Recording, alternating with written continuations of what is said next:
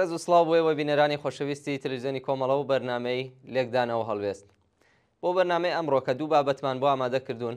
یەکەمین بابەت باسێکەکەین لە بێکاری لاوانی خوێندەوار لە ئێراندا. بێکاری بەشێکی گیانەکراوەی نظامی سەرمایەداریە. هێزی کار لەم نظامەدا کاڵایەکە کە وەک هەموو کاڵایەکی دیکە هەرچی زیاتر کەوتبێتە بازاڕەوە نرخەکەی هەرزانتر دەبێت و ئەمە ڕاست ئەو شتەیە کە سەرمایەداران وەک کڕیارانی هێزی کار بە شوێنیەوەن. کەڵەکەکردنی سەرمایە بەرهەمی چەوسانەوەی هێزی کارە و هەرچی هێزی کار هەرزانتر بێت قازانجی سەرمایە زیاتر و کەڵەکە بوونیشی خێراتر و زیاتر دەبێت. بۆ ڕژیمی کۆماری ئیسلامیش وەک ڕژیمێکی سەرمایەداری لە جۆری خۆی بوونی لەشکری بەرینی بێکاران ئیمکانی هەرزانتر بوونی هێزی کاری بۆ فراهم دەکات. لەمڕۆوە نەتەنیا بوونی بێکاری خۆی لە خۆیدا دڵخوازانەیە، بەڵکو سەرمایەداران دەست لە دەستی دەوڵەتدا هەوڵەدەن تا بە شێوەی جۆرا و جۆر ڕێژەی بێکاری لە ئاستێکی دیاریکراودا ڕابگرن.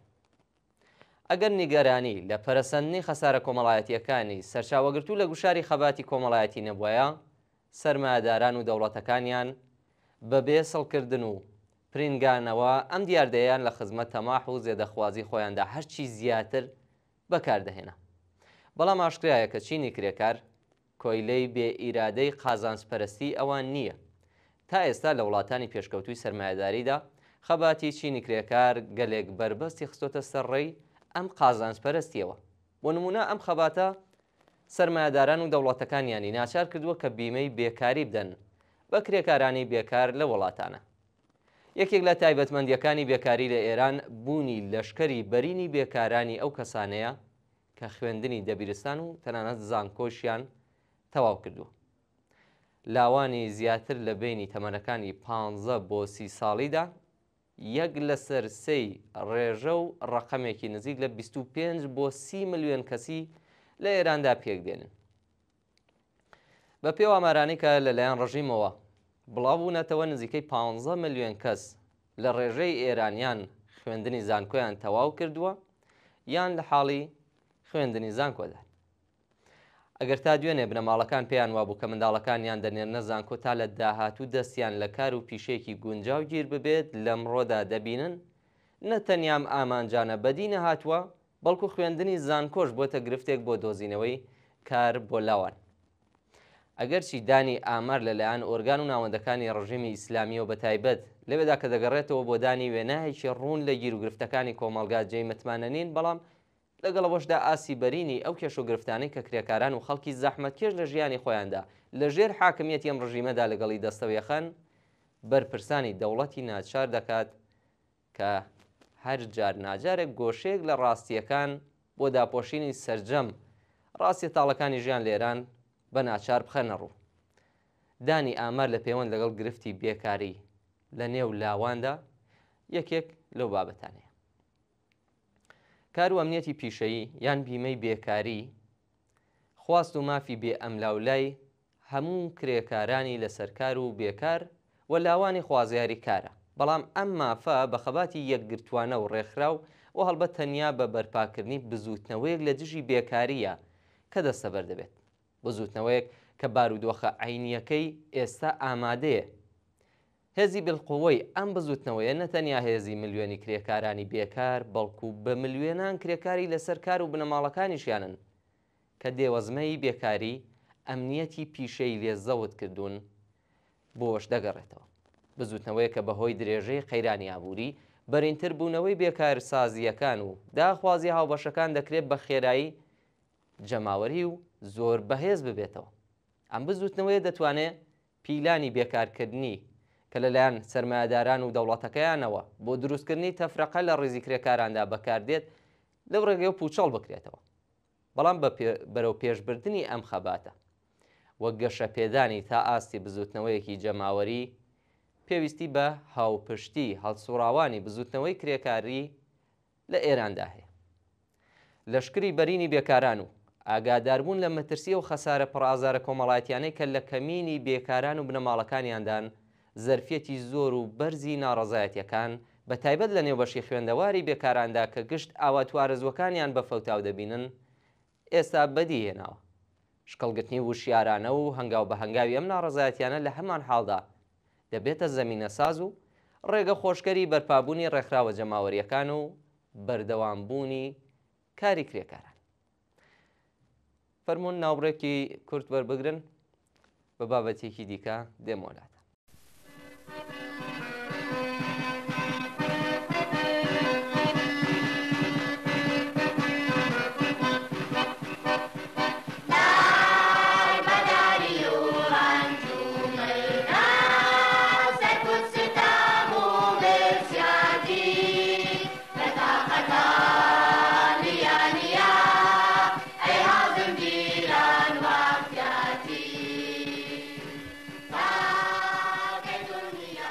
آوارگی، رنج و درد، سرکوب و ستم و گرسنگی دیگر از تحمل فراتر است.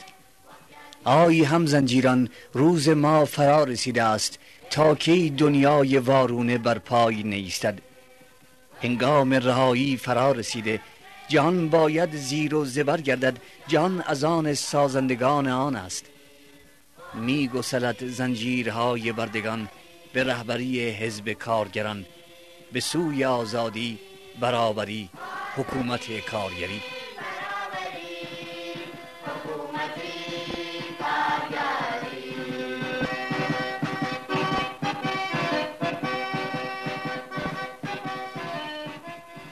نعمات و فراورده های انسانی و هر آنچه منشأ آسایش و شادی است، تا کی در دست سود پرستان و غارتگران؟ دست غارتگران کوتاه تا این همه از آن همگان گردد. می گسلد زنجیرهای بردگان به رهبری حزب کارگران، به سوی آزادی، برابری، حکومت کارگری. زنجیر هزاران ساله خواهد گسست.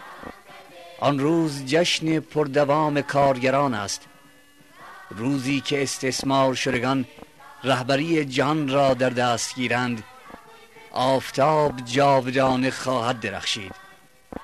می گسلد زنجیرهای بردگان به رهبری حزب کارگران، به سوی آزادی، برابری، حکومت کارگری.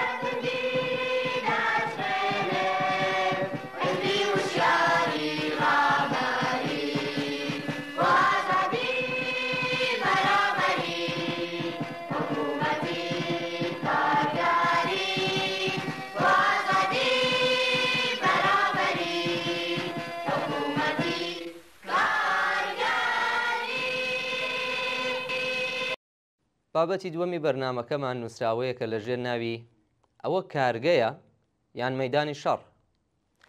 گەلێک زۆرنە و کرێکارانەی لە گۆشە و کەناری ئەم وڵاتەدا بەهۆی ڕووداوی شوێنی کار زۆر بەداخەوە گیانیان لەدەست ئەدەن بەبێ ئەوەی هەواڵەکەی لە جێک بڵاو بگرێتەوە و کەسێک پێ بزانێت. لە حاڵێکدا کە بەپێی قاعیدە دەبێت گەشەی تەکنۆلۆژی و بەکارهێنانی ئامراز و کەرەسەی پێشکەوتوو باشتربوونی ستانداردی ئیمەنی شوێنی کاری بەشوێنەوە بێت. بەڵام دەبینین کە ڕووداوی شوێنی کار لە ئێران ساڵانە 20% لە چاو ساڵی پێشووتری بەرز دەبێت. ئەمە لە حاڵێکدایە کە ئەو ڕێژە ڕسمیانەی ساڵانە لەلایەن وەزارەتی کار و ڕفاهی کۆمەڵایەتی یان پزیشکی قانونی بڵاو دەکرێتەوە، تەنیا کرێکارانی ژێر چەتری سازمانی بیمە کۆمەڵایەتیەکانن و بە ملیێنان کرێکاری کاتی و قەراردادی و سپی ئیمزا وە کرێکارانی کەرتیبی ناسازی لەو ڕێژەدا لە بەرچاو ناگیرترێ. دژواری کاری تااقەت پڕوکێن لە هێڵی بەرهەمهێناندا و نەبوونی ئیمکاناتی ئیمەنی و بێداشتی پێویست دوو هۆکاری سەرەکی ڕووداوی شوێنی کار و ئازارە جەستاییەکانی کرێکاران لە کارخانە و کارگەکانن. هەوای شوێنی کار گەلێک ناپاکە و ساڵۆنەکانی کار بۆ تەسویە و خاوێنکردنەوەی هەوا دەستگای تەهوێی گونجاویان نییە. دەنگی ماشێنەکان ڕاستەوخۆ کار دەکەنە سەر بیستنی کرێکاران و خاوەنکاران حازر نین لەم بوارەدا ئامرازی پێویست بۆ کرێکاران دابین بکەن. کارخانەکان حەمامی گونجاویان بۆ کرێکاران نییە وەگەر هەشیان بێت ئیجازە بە کرێکاران نادەن کەڵکیان لێوەربگرن.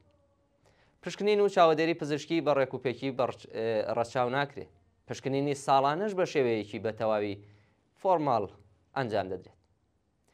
هەروەها لە خوارەوەبوونی حەقدەستی کرێکاران و نەدرانی لە کاتی خۆیدا یەکێک لە هۆکارە سەرەکیەکانی چوونە سەرەوەی ڕووداوی شوێنی کارن. ئیزافەکاری و شەوکاری و ماندووبوون بەهۆی درێژماوەبوونی ساعاتی کار جەستە و دەرونی کرێکاران ماندوو دەکات.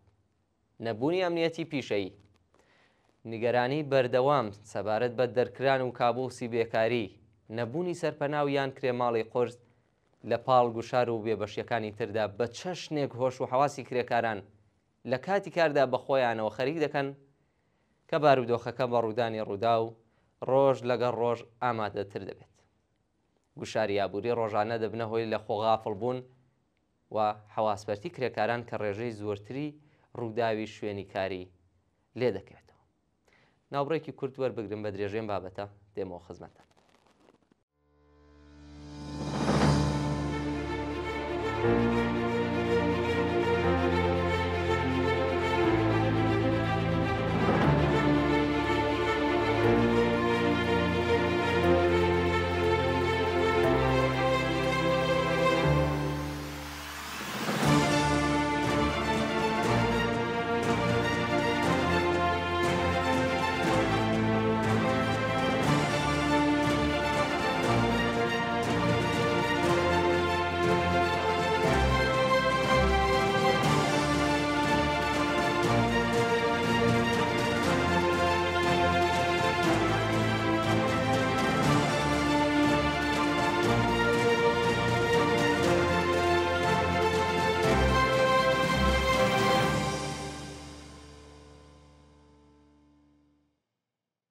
زیاتر لە نیوەی سەرجەم کرێکارانی ئێران لە کارگا بچووکەکانی ژێر 10 کەسیدا کار دەکەن. ئەم بەشە لە کرێکاران لە بازنەی پشگیری قانونی کار چوونەتە دەرەوە. لەم کارگانەدا هیچ جۆرە قاعیدەیەکی ئیمەنی پێی ڕەو ناکرێت. هەروەها نزیکەی 70% هێزی کاری ئێران لە کرێکارانی قەراردادی پێکدەن کە بیمەی ڕووداوی شوێنی کار نایانگرێتەوە و ناتوانن بۆ خەرەبووکردنەوەی زیانەکانی ڕووداوی شوێنی کار لە بیمە کۆمەڵایەتیەکان کەڵک وەربگرن.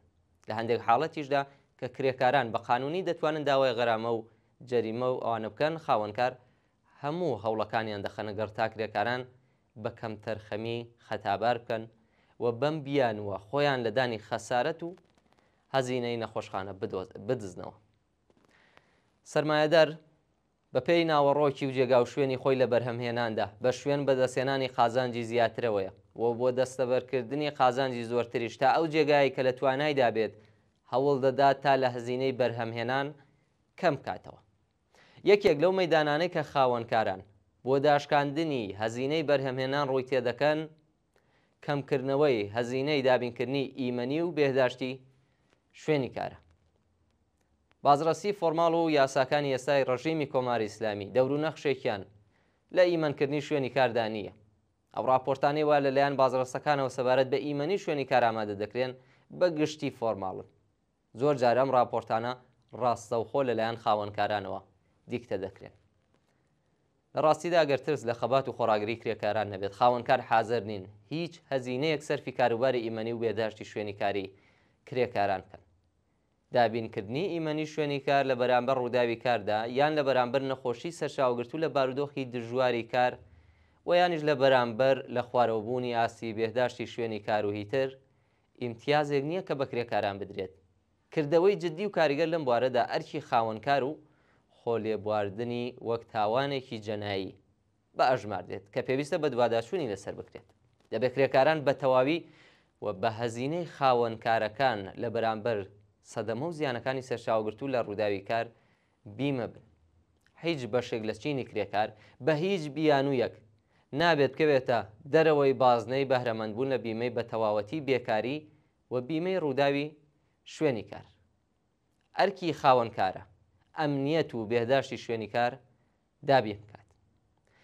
بەرپرسیارەتی ئاشنانەبوونی کرێکاران بە ڕێوشوێنی ئیمەنی یان نەبوونی شارەزایی پێویست لەم بوارەشدا کە ئاسی ئەمنیەتیان بباتە سەرەوە لە ئەستۆی خاوەنکارە و کرێکاران دەبێت بە هەزینەی خاوەنکار دەورەی ئامۆزشی پێویست لە بواری دابینکردنی ئەمنیەتی خۆیان لە شوێنەکانی کاردا ببینن.